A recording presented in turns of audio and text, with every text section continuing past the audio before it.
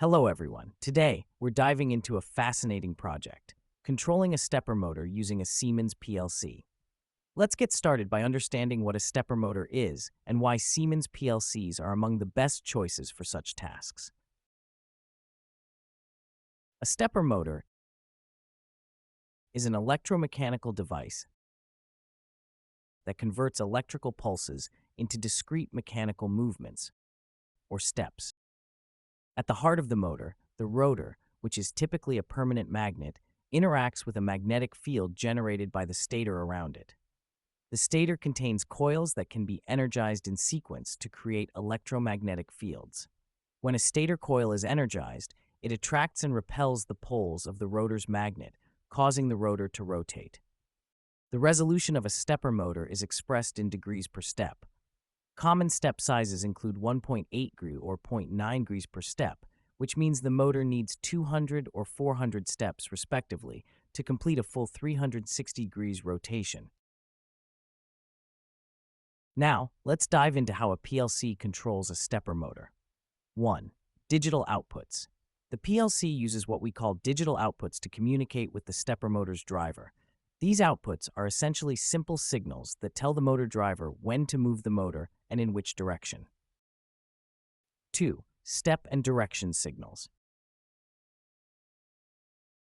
Step signals. These are pulses sent by the PLC. Each pulse corresponds to one precise step movement of the motor. The frequency of these pulses determines how fast the motor turns. Direction signals. This is a separate signal used to set the rotation direction of the motor, either clockwise or counterclockwise. Right here, I have a stepper motor whose datasheet specifies a 1.8 degree rotation per step.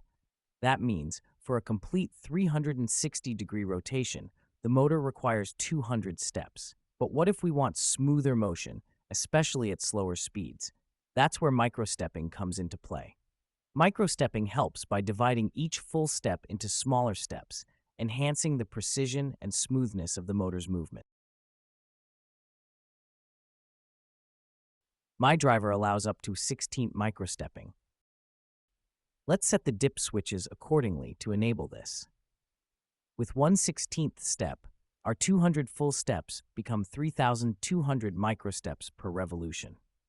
The dip switches labeled S1, S2, and S3 are designated for adjusting the microstepping settings of the motor. On the other hand, switches S4, S5, and S6 are used to control the current to the motor. Now let's move over to the TIA portal to program these settings.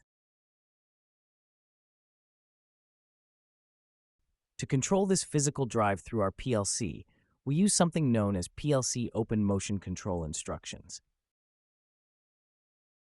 These are standard commands designed to make programming motion control systems more straightforward and uniform across different types of hardware and software platforms. Start a new project. Give your project a name and select a storage location.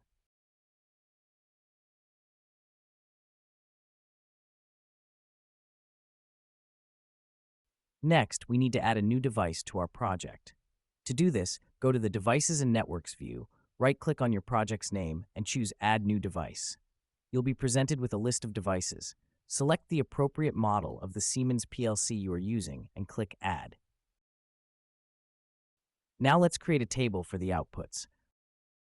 Go to the PLC Tags section and click on Add New Tag Table. Name this table Outputs. In this table, we'll add two outputs. Click Add New Tag, name the first output Pulse, and set its data type to Bool.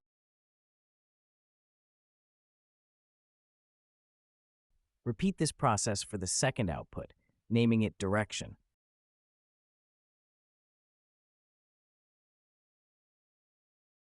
These tags will control the pulsing signal and the direction of our stepper motor. Now for the exciting part, setting up the motion control. This opens a wizard where you can configure your axis.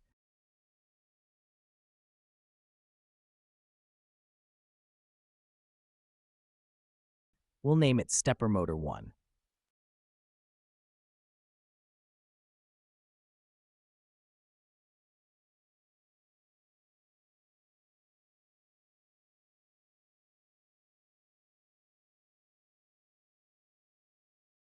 Here, you need to assign the pulse and direction outputs we just created. These will link our PLC to the motor via the configured IOs.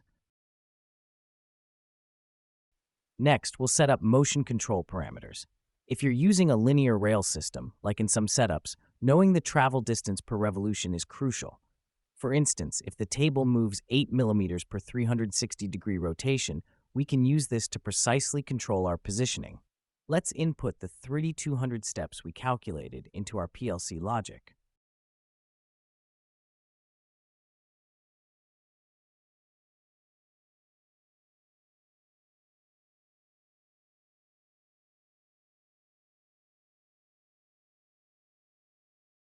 Follow the steps in the wizard to specify the type of motor, encoder settings, if any, and other motion parameters like velocity, acceleration, etc., according to your project requirements. Once you've configured everything, compile and save your project.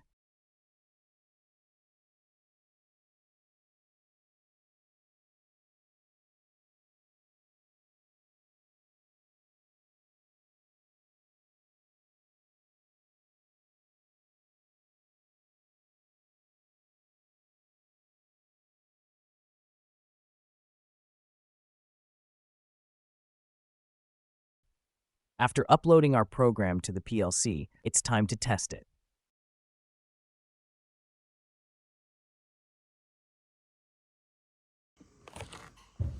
Watch how smoothly the motor operates with these settings. If you encounter any issues, check your wiring and parameter settings again, ensuring everything matches what we've set in our program.